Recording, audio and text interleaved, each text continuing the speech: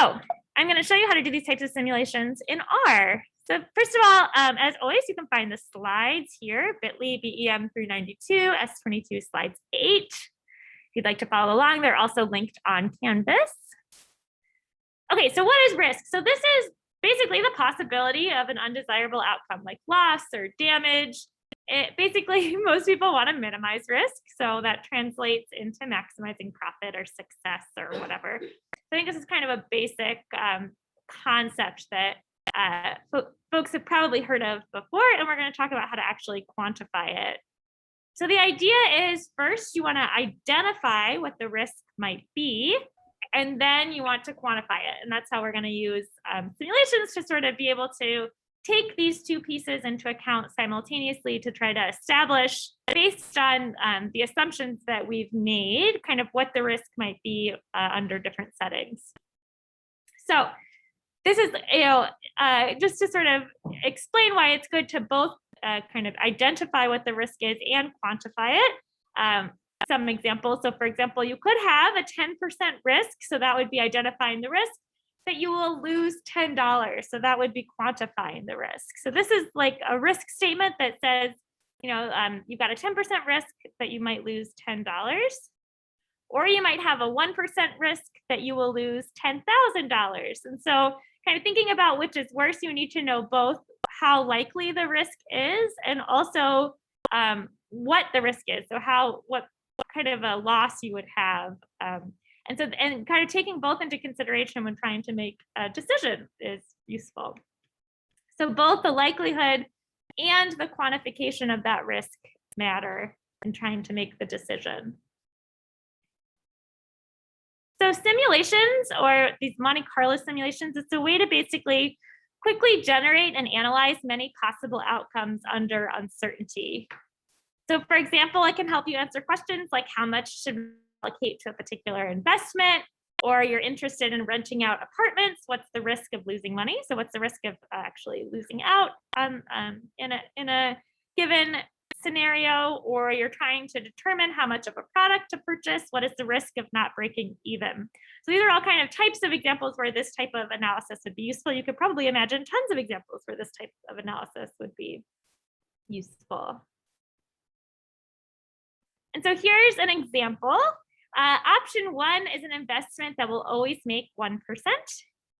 And option 2 is an investment that will make 5% on average, but there's some variability involved. So there's a standard deviation of 0.5. So you could fall kind of on either side of that. So you might lose money on this investment, or you might gain money, but on average, you'll do better than this constant one.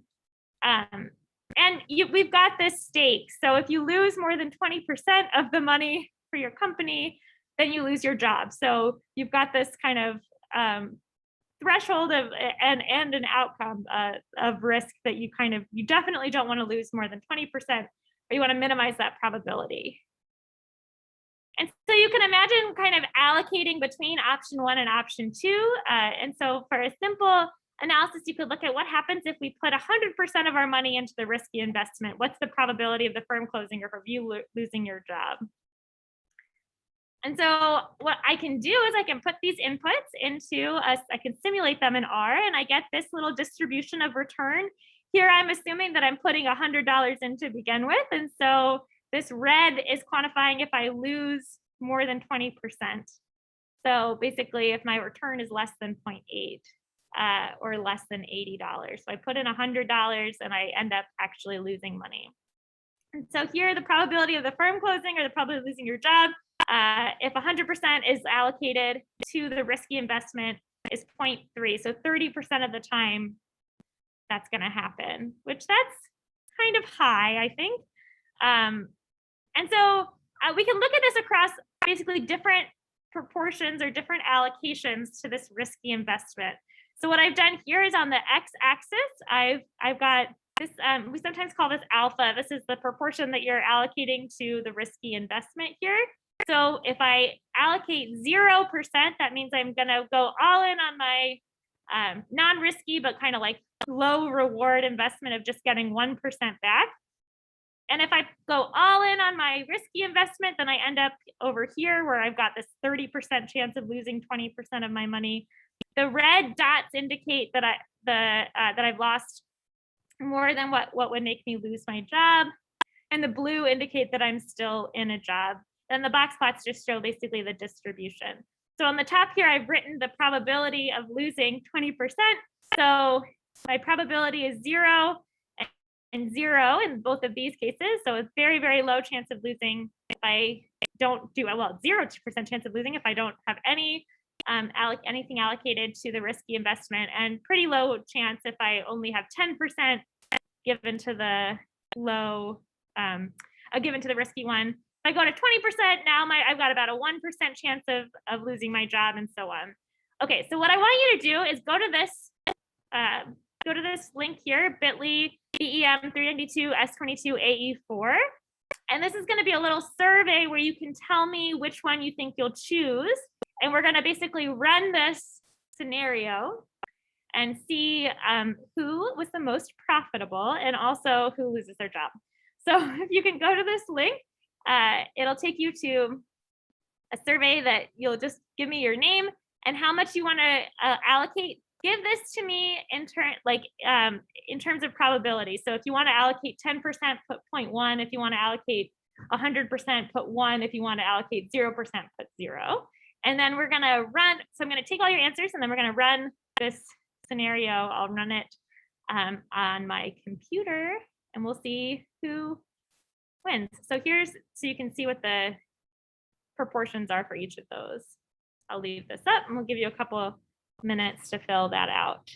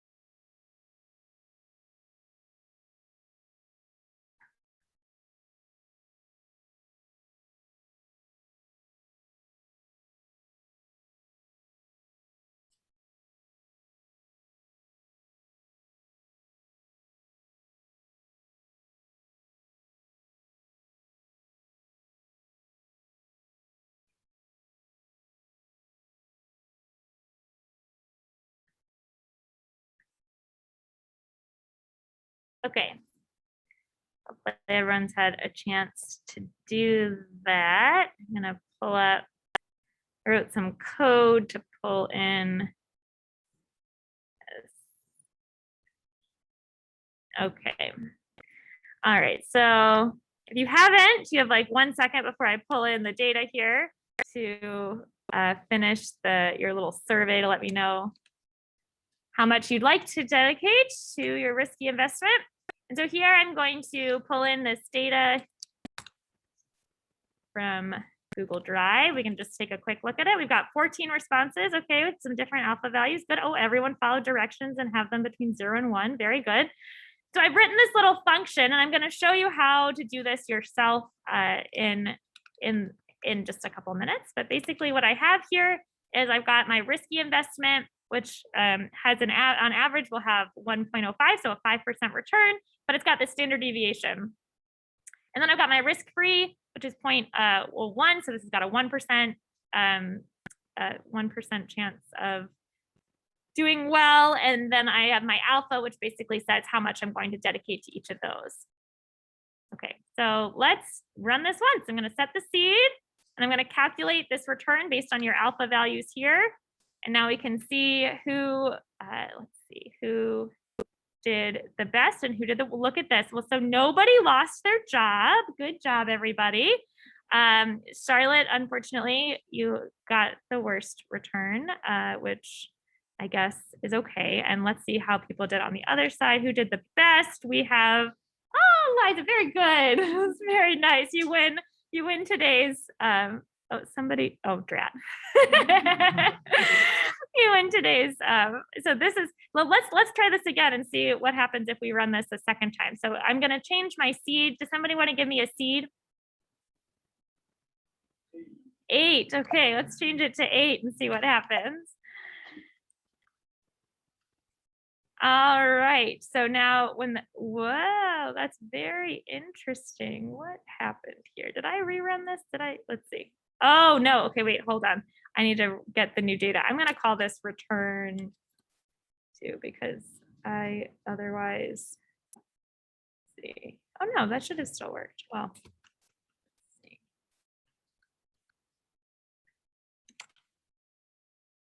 oh, this is fascinating. How can that be that that's always the same with that seed? Let's try a different seed because that seems, okay, we're gonna try a different seed because that seems, 8 was a weird seed. Everybody had the exact same return with 8, which seems very strange. Let's try 10. Let's arrange this. Oops, oh, I changed it to return 2. All right, now, oh, here. We gotta make sure you keep my seed. There we go. Okay, this time, oh, nice, once again. Oh, Charlotte, sorry. Okay, let's run this like a couple more times and just see if we can have some people lose money. Oh, no, so some people have lost money, but still not enough to be disastrous here. Oh, and look, Charlotte, you won this time. So good job, Charlotte. I think Charlotte has joined us remotely. This is lovely. So this basically what this is showing is that so when you're doing these investments, I was able to run this many times, and we saw that Charlotte got the worst in one run and she got the best in another run. And it turns out in reality, because we don't have like parallel universes, we're only seeing one of these at any given time. And so you're sort of stuck with like one potential outcome each time. And so this is like, I think, an important thing to sort of realize that, and why these things are useful to be able to run it many times and see kind of your probability or your odds each time, so that you can kind of ground how likely different scenarios are. So I'm gonna show you how to do this yourself. So here is some code to be able to do what I had done. So what I'm doing, the way that we did this was by using functions in R, and basically most of what we do in R is running functions. And so for this, we're going to write our own function that will be able to calculate. It's going to return a data frame that's going to give us the return as well as the alpha value. And so the way you make a function in R is you can decide what you want your function to be named. That's going to be this thing here. So this function is called simulate return. And then you use the function argument to create a function. And then in parentheses, you put any arguments that function might have. So in my case, this function has one argument called alpha, which is going to set the alpha value or the proportion that we're going to allocate to our risk-free and risky investment. And then you wrap it in these little curly brackets, and everything inside this curly bracket is going to be the function. So just from looking at this, what parameter does this function take?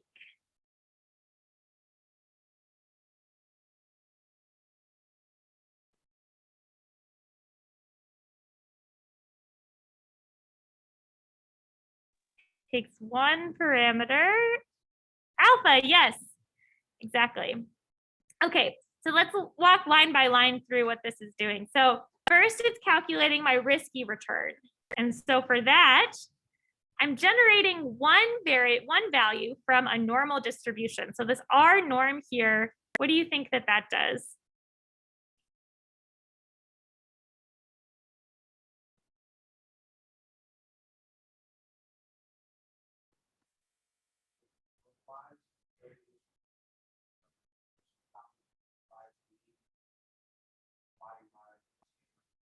That's a good guess, but it is not what it does. The R actually stands for random. And what our norm does is it generates a random variable with your specified mean and standard deviation. And if I set a different number here, I would set a different number of variables. So here I just want to do it one time because we're assuming that you just get kind of one, you're making one investment and you get one return. So it's just going to generate one random normal variable with a mean of 1.05 and a standard deviation of 0.5. If I change that 1 to 10, then it would give me 10 random variables that had that mean and standard deviation. So if I run this one time, I get, for example, 0.18753. In this case, my mean is 0 and my standard deviation is 1. So I'm generating one random normal variable with a mean of 0 and a standard deviation of 1. Or I could generate 10 of those and I get 10 different values. And so if I generated a whole bunch of these and I calculated the mean and standard deviation, we would expect them to be 0 and 1 like we're seeing here. And so if I do that, like here, I'm sticking this in a data frame. My X is going to be this R norm 100, mean of 0, standard deviation of 1. I can make a plot of this like a histogram, and you see it looks normal because that's what I did. I generated random values. The mean here, the center is at 0, and the standard deviation is 1. In this one, what do you think the mean is going to be of my random variables that I'm generating now? 10, yeah. So now I've got this, it still looks normal, but now you'll notice on the x-axis here, it's centered at 10. And so that's all our norm is doing. It's just a way to simulate a random normal variable. And here, what do you think the mean will be in this one? 0, and the standard deviation? 20, exactly. So now you'll notice if you look at the difference between this plot went from 6 to 14, whereas now this one goes from -50 to 50. So it's a much wider spread. So you can basically generate any kind of normal variable using this method. So now that you know how to simulate things in R, congratulations. So what I want you to do is go to this link here, bit.ly BEM392S22AE5. And this will take you to an RStudio Cloud space that you can save a copy of. And I want you to use the code that I've shown you in the previous slides to generate 100 random observations from a normal distribution with a mean of 2 and a standard deviation of 5, and then plot a histogram of your 100 points. And if you finish that, I'm going to give you 8 minutes to work on this. If you finish it quickly, you can also see if you can figure out how to generate 10 random observations from a uniform distribution. And so you can maybe try to guess what that function would be, or you can try to Google what that function would be, and then we'll do it together.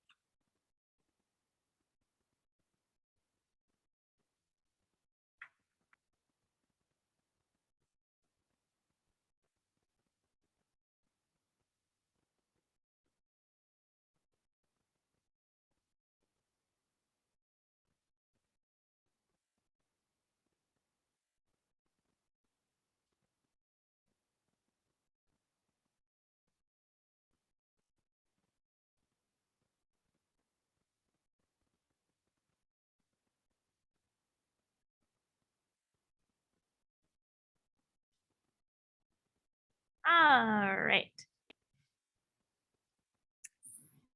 So I'm going to make a data frame called DF.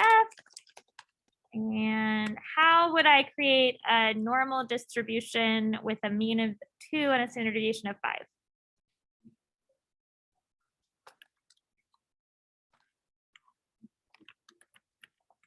Yeah, exactly. And if I want to plot a histogram of these points,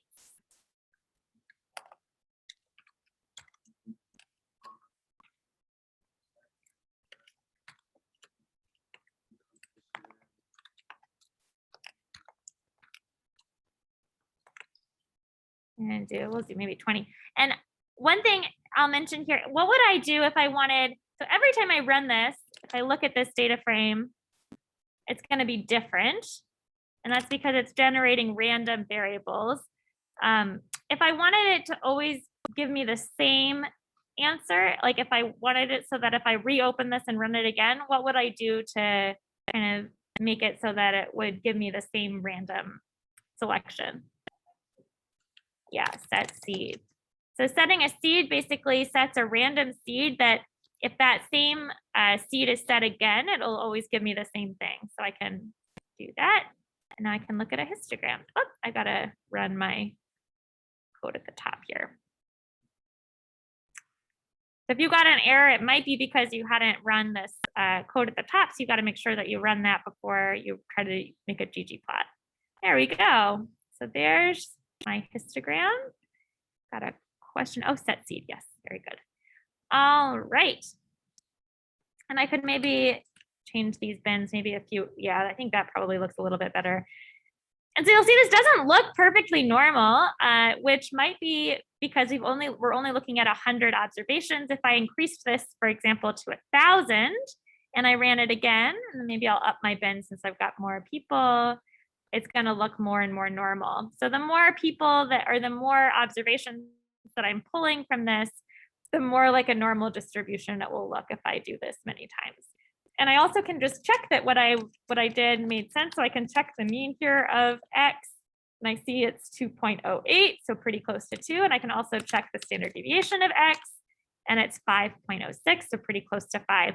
And the more, this is called the central limit theorem, or the law of, and well, actually, no, this is the law of large numbers. The more simulations that I do, so the higher number that I'm simulating, the closer to those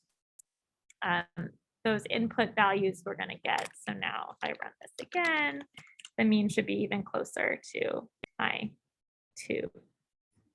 And if I kind of, the more that I end up doing, the closer and closer we'll get to that.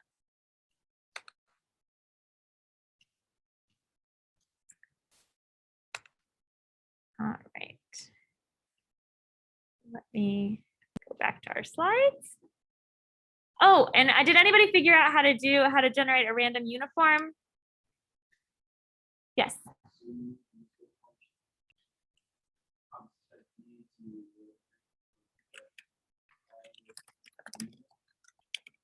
Yeah.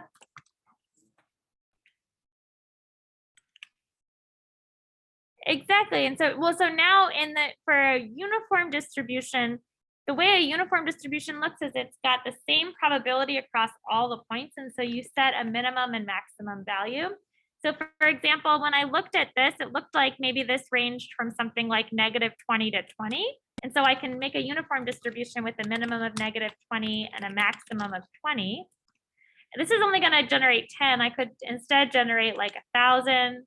And I can look at a histogram of that.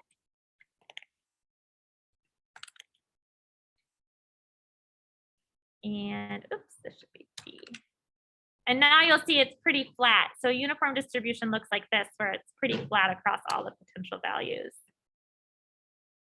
And so you can see they have kind of equal probability across all the potential values. So depending on kind of the uncertainty that you have around certain for whatever it is that you're generating, you might choose to use a different distribution. So for example, if you were pretty certain about the center and you thought that kind of as you got away from the center, the values got less likely, you might choose to use a normal distribution where most of the probability is in the middle and then it kind of peters out as you get farther away. But if you thought that like you knew the minimum and maximum, but you thought basically all points between those values were equally likely, then you might choose to use a uniform distribution for your simulation. All right. Okay, so let's walk through what this example is doing. So here, this is my function. The first row of my function is that generating that single normal value. What do you expect the mean of this variable risky to be? If I were to do it a whole bunch of times. Yeah, 1.05, standard deviation of 0.5. And then on the next line, I give my risk-free value. And so the risk-free value is always going to be 1. So the risk-free investment returns 1% no matter what, which of course is not, this is not realistic, but for purposes of example, if I were to generate a risk-free using an R normal distribution, what would my standard deviation be? 0, exactly. So what I'm basically saying here is that this is you could restate this as a normally distributed variable with a standard deviation of 0. So you can imagine that when you're doing this in reality, often you might have a risky investment that has a bigger standard deviation than your risk-free or less risky investment does. So in this case, we're in the most extreme where the risk-free version has a standard deviation of 0. And then the last argument of your function is going to be what you want it to return. So I want it to return a data frame where that has 2 columns. The first column is return, which is equal to this 1 minus alpha times risk-free plus alpha times risky. So basically what my return would be based on my allocation of my funds. And then the second column here is alpha. So what does this alpha describe?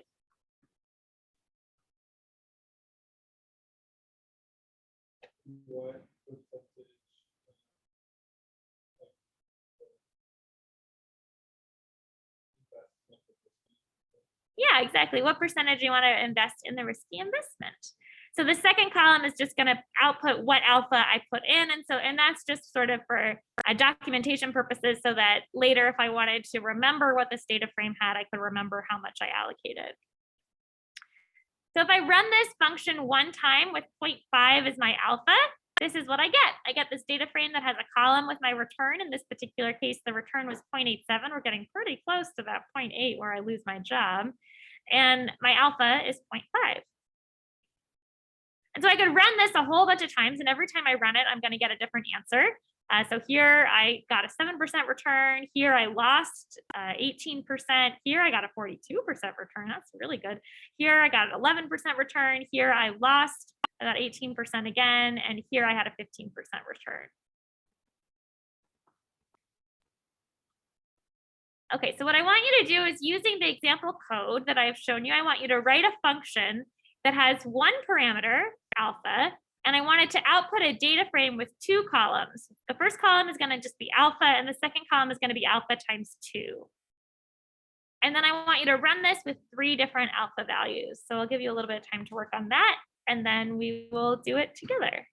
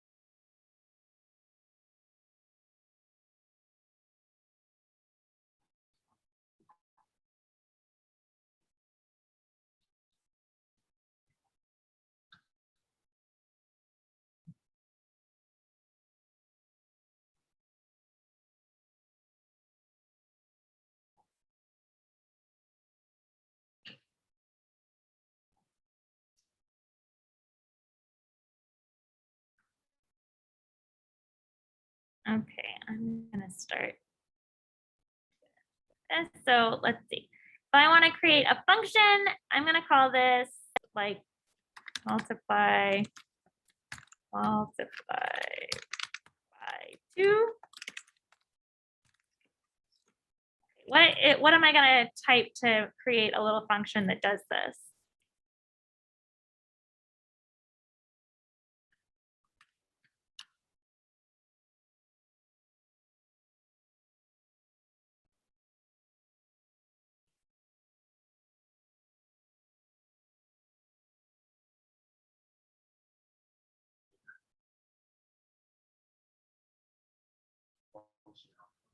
Yeah, function alpha, and then I need an open and closed curly bracket. Now, if I want to output a data frame with 2 columns, alpha and alpha times 2, what would I put on this next line?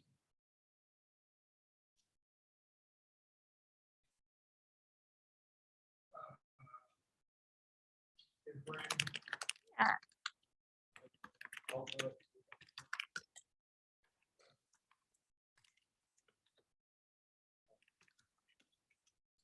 Great. Now I can run this, and let's try a couple iterations of it. So multiply by 2, I can use this little function that I just created just like I would any other function in R, like mean or standard deviation or ggplot. And I can put in a value for alpha. So let's see, let's put in 0.5. And it gives me the alpha and the alpha times 2.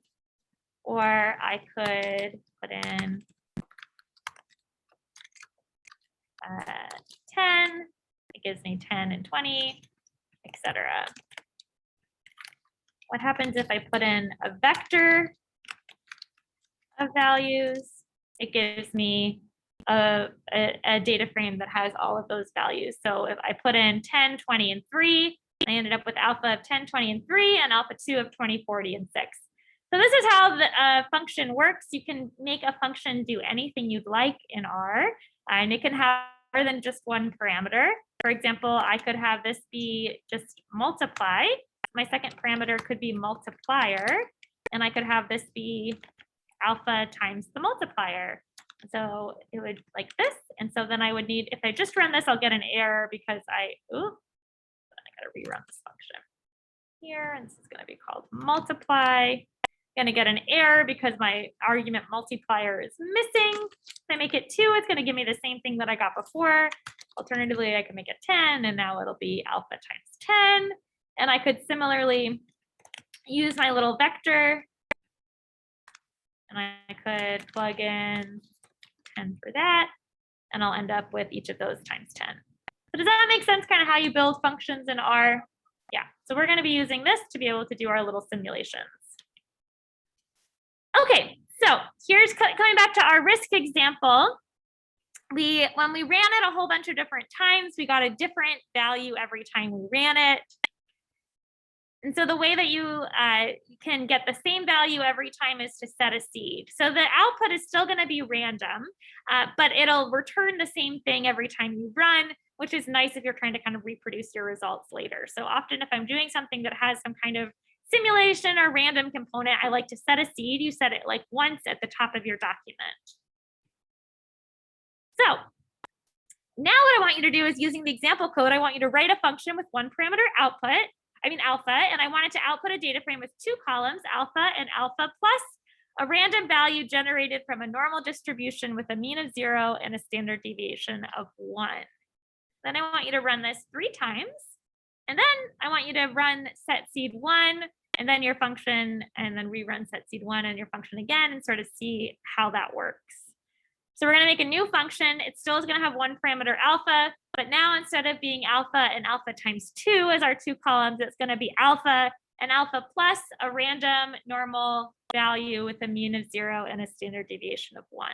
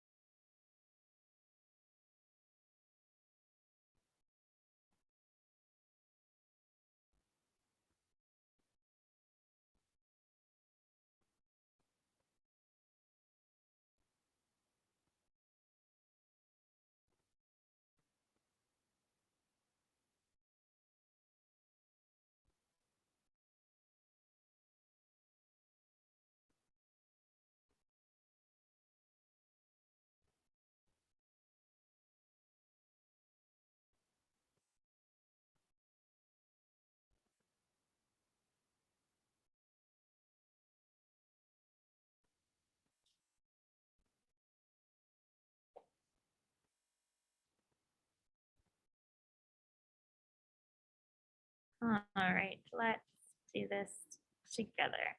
So this is going to be called alpha plus. And what should I put as my parameter here? Alpha. I need my little curly brackets. And now what do I do next?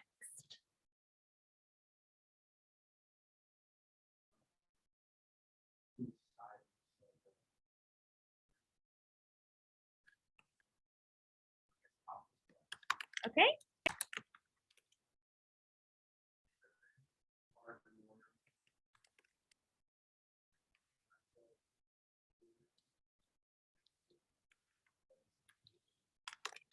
Yeah, so what this is gonna, if we make this 3, then every time we run this, it'll output 3, which is fine. And but that does, otherwise we could make it 1 and then run this function 3 times. So there's kind of, but I see what it, that would, let's do it with 3 and then we can do it with 1 too to show how that works.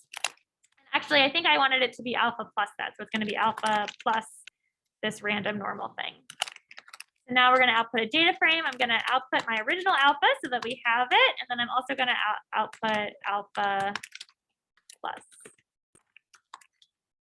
Okay. So if I run this alpha plus function just once,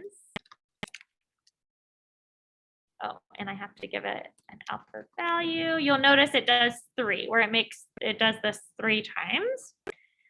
So I'm going to change this to 1 just in case I don't always want it to be run 3 or have 3 outputs.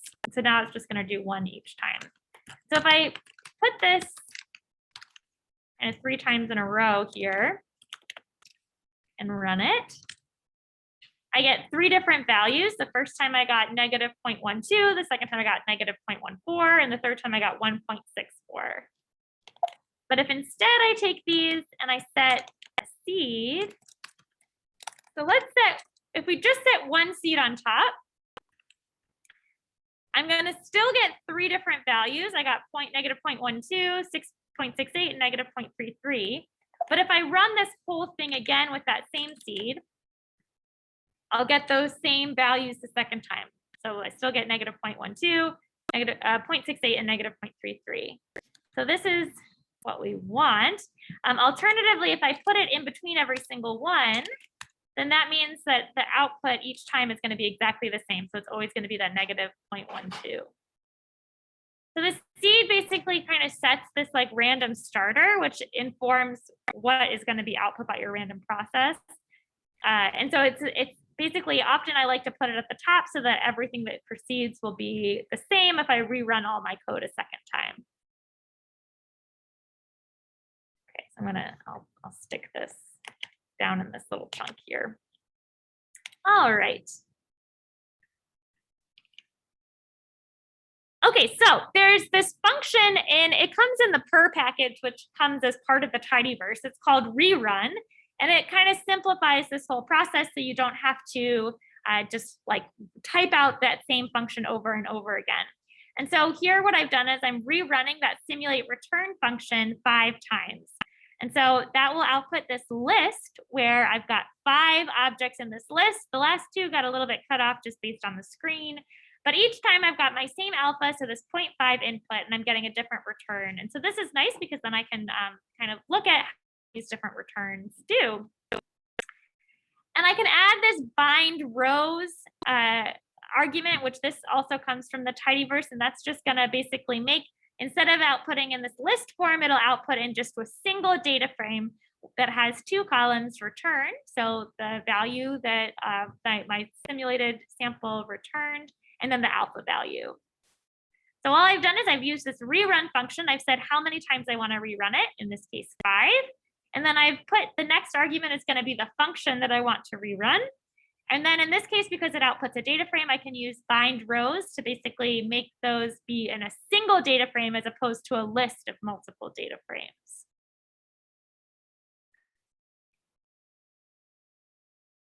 And I can also pass it a vector. So like we did before in that example where we were just multiplying by 2 and we passed multiple alpha values, I can do the same thing here. So I could look at alpha 0.1, 0.2, 0.3. And if I say rerun 5, I'm going to end up with 15 rows now because I'm going to have 5 times 3. And so this is my first run, came up with these values for my return. My second run came up with these values for my return. My third run came out with these values for my return, etc. So I get a different one each time. Okay, so now what I want you to do is copy this simulate return function. So if you can either go to the slides and just copy it directly, or you can just type it out. And I want you to take this function and run this 1,000 times with 2 different alpha values. And so you'll end up with a total of 2,000 different outputs. And I want you to save this output as a single data frame called sims. So you're gonna basically write this function to simulate the return. And then I want you to run this function 1,000 times with 2 different alpha values, and then save that output to a single data frame called sims.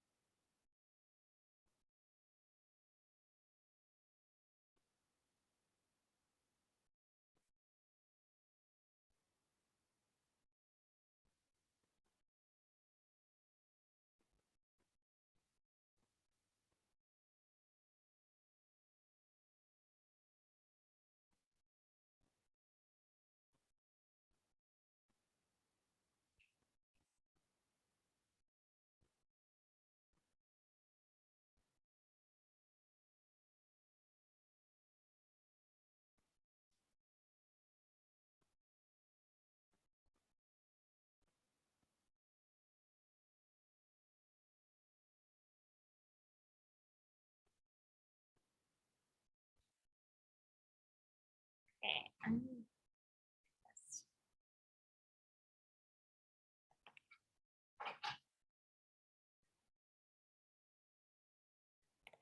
So first, we're just going to copy in that simulate return function.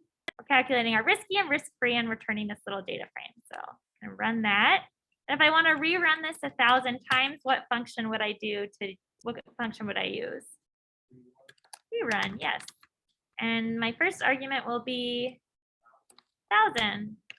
And my second argument will be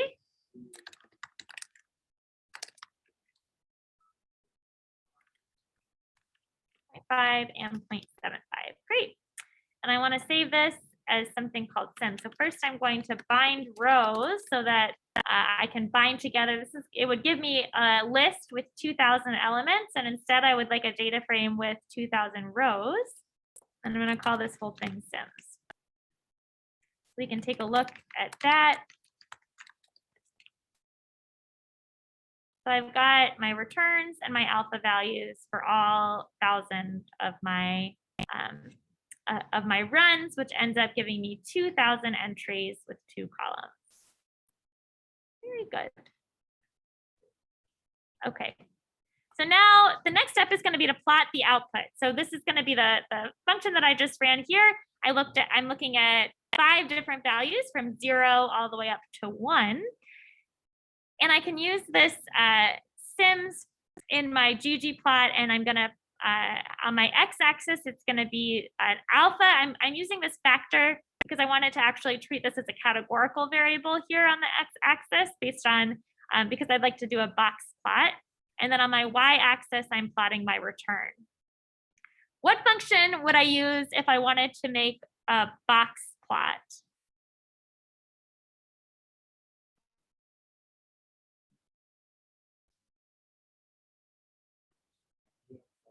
Yes, geom box plot. Very good. Yes.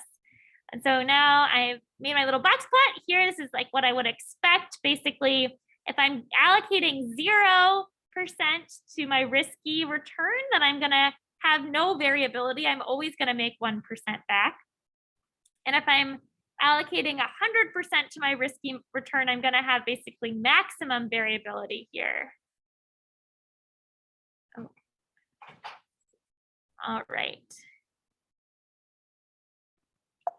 And how do if I want to jitter some points, how would I add some jittered points on top?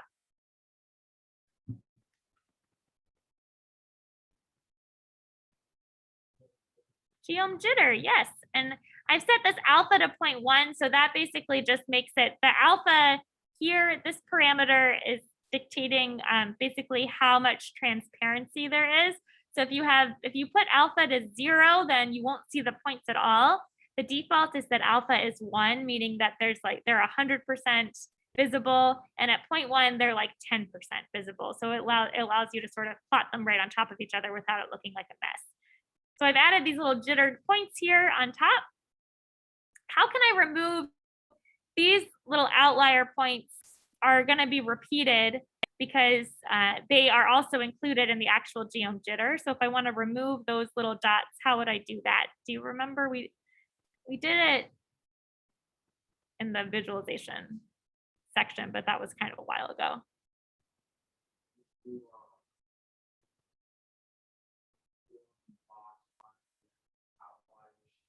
Yes, you can use the outlier shape, exactly. And you can set it to missing to be able to basically remove those outlier points. And so that's what we're going to do. We're set the outlier shape to NA, and that will remove those points. And what if I want to color by whether we lost 20%? So basically, kind of like that plot I made before, I'd like to color the points that are less than a 0.8 return.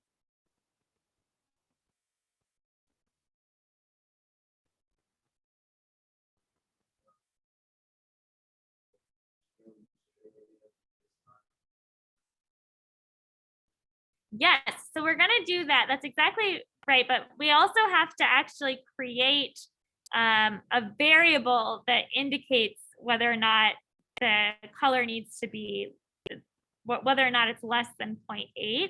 And so that's exactly what we're going to do. We can set this color here as the aesthetic, but we also need to use mutate to create this variable that tells us whether or not we're going to color. So here, mutate adds a new column to your data frame. So I'm calling my column lose job.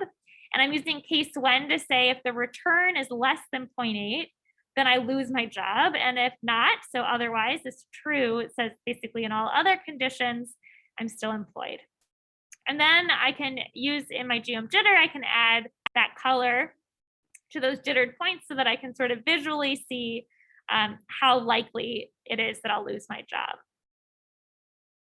If I want to change this x-axis label, I can use the labs function, and I can set my x-axis, for example, to alpha, And I'm going to remove the, if I wanted to remove the title from this little legend, I can use colors equal and just have that be a blank quotation mark, and that will remove that. Okay, so now I want you to create a box plot of your simulation. So you had just 2 values that you chose in the previous simulation, and I want you to make a box plot with those little jittered points that colors by whether or not they are less than 0.8.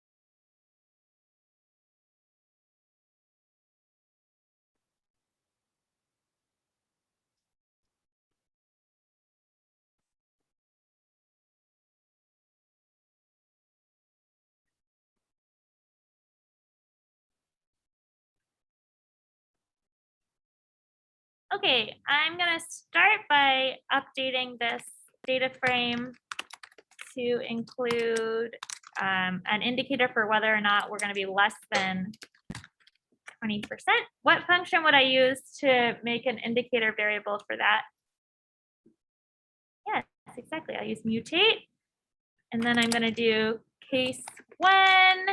And if the return is less than, let's change the question just so we can sort of see how this could change. So let's change it to, let's say I'm in a more lenient job and they're okay with me losing 40%.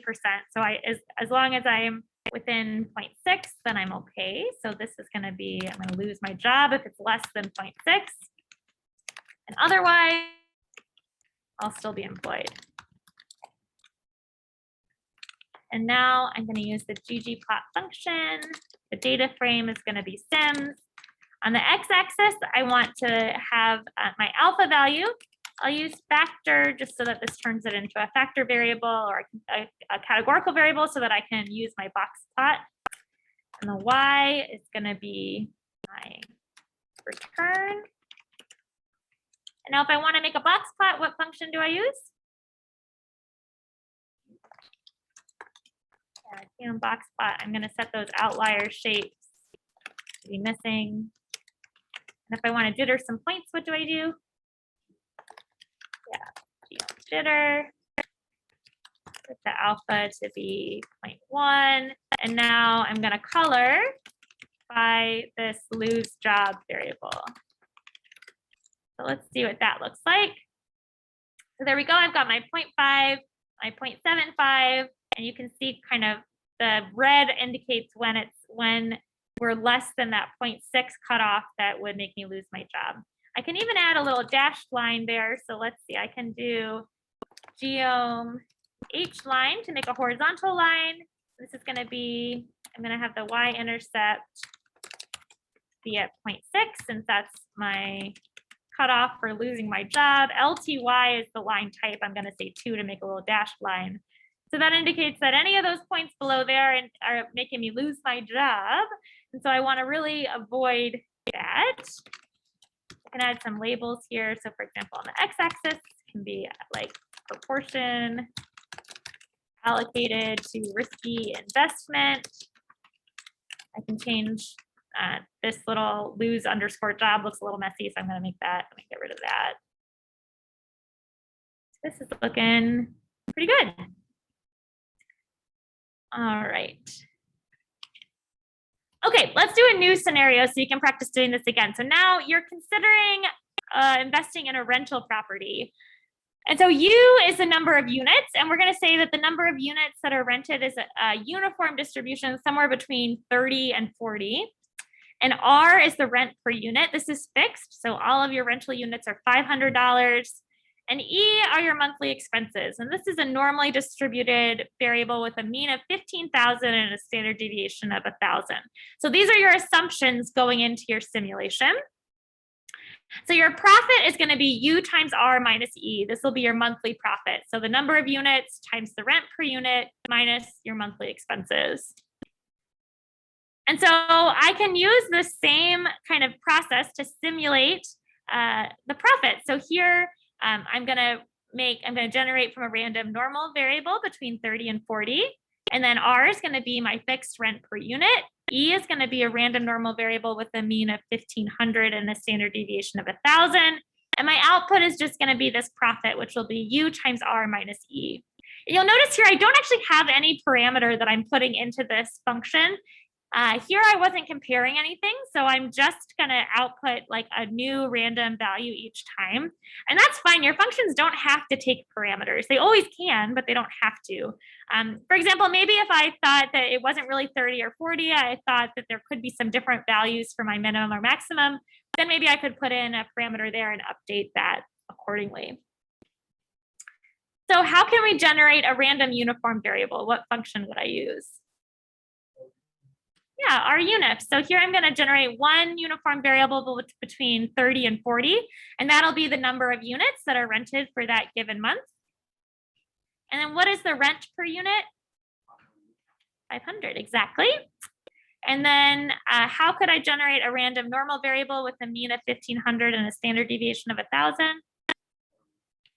Yeah, R norm. So I'll do an R norm and generate one. The mean is going to be 15,000 and the standard deviation is going to be 1,000. So we only have about 5 minutes, but I want you to write a function basically using what I just showed to simulate the profit for a rental opportunity with these parameters, and then run this simulation 1,000 times and plot a histogram of the output, and then see if you can calculate the chance of being profitable. So basically the probability of having the return be greater than 0.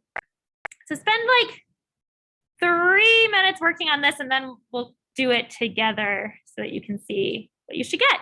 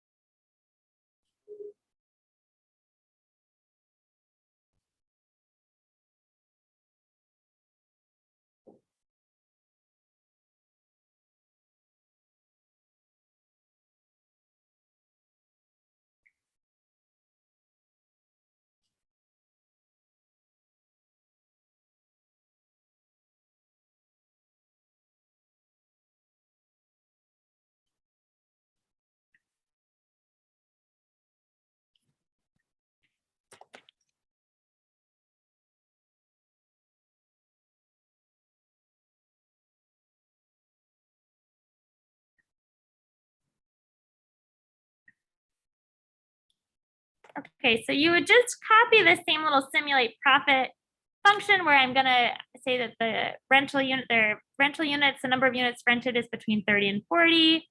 The rent is 500, and the expenses is this some random value between with a mean of 15,000 rather. So if I do this once, I can see my profit is $2,700 in this month, or maybe $2,100 in another month, $400 another month, -$800 in another month. So each time it's going to give you a slightly different value. If I wanted to do this 1,000 times, I can use the rerun function. I'm going to rerun this 1,000 times, simulate profit. And I can bind these rows together to get a single data frame with all these values. Oops, simulate. There you go. So this gives me my profit. If I were to do this 1,000 times, I'm going to add a seed here to the top so that I get the same answer every time I run it. And now if I want to make a histogram, I can use the Ggplot function. On the x-axis, I'm going to have profit. I'm going to do geom, histogram. We'll do 30 bins. So this is what it looks like here. And you can see anything that falls on this side of 0 is going to be a loss. So I can make a little line here. I can use the geom V line to make a vertical line at the x-intercept of 0. So this is going to be basically anything on this side is not good and anything on this side is good.